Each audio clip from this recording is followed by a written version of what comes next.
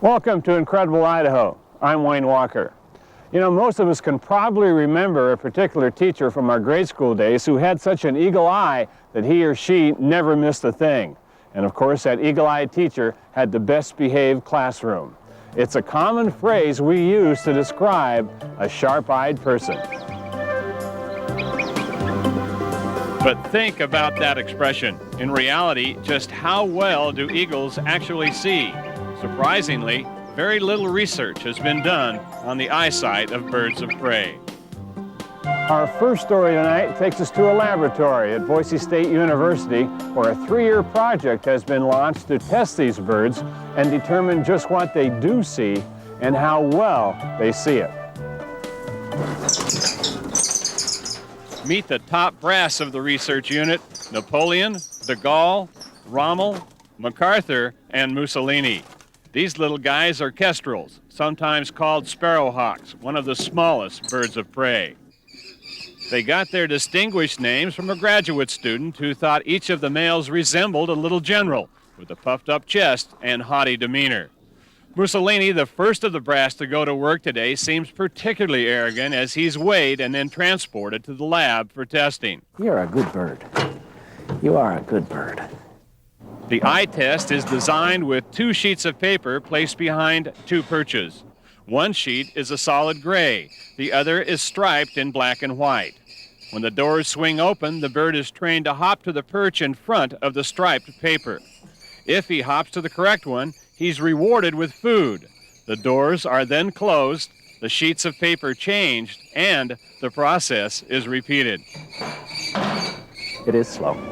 It takes a long time. It takes many, many months of working a bird every day to get a little bit of information out of it. Each response is carefully recorded, and then later the data is entered into the computer.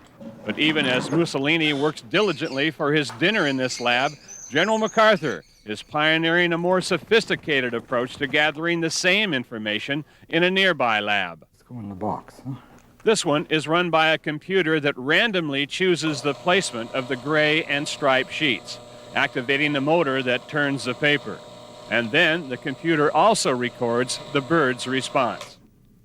In the box are 2 windows. If MacArthur puts his head through the window showing the striped paper, he gets a food reward.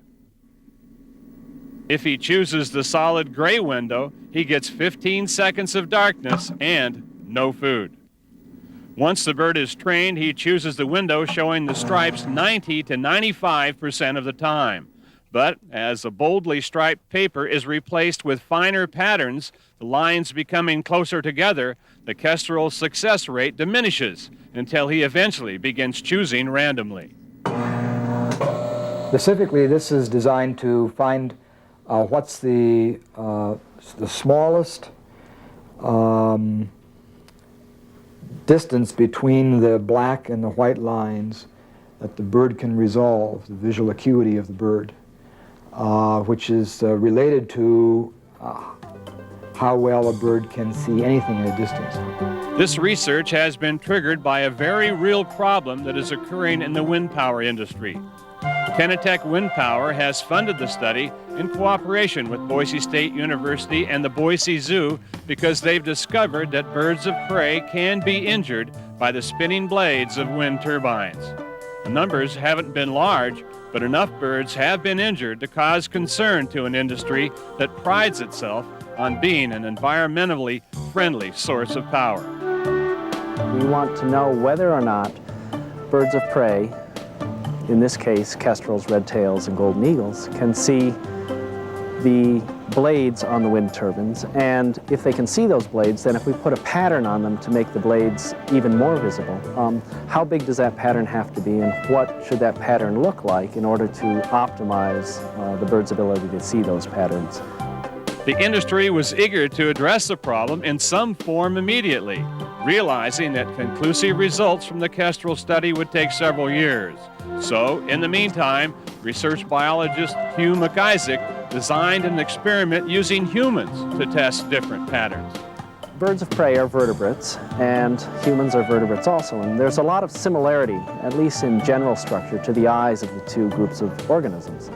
And we thought that to get information quick, we'd do a study on humans to see what kinds of patterns are most effective for humans and hope that those patterns also would be good for birds of prey.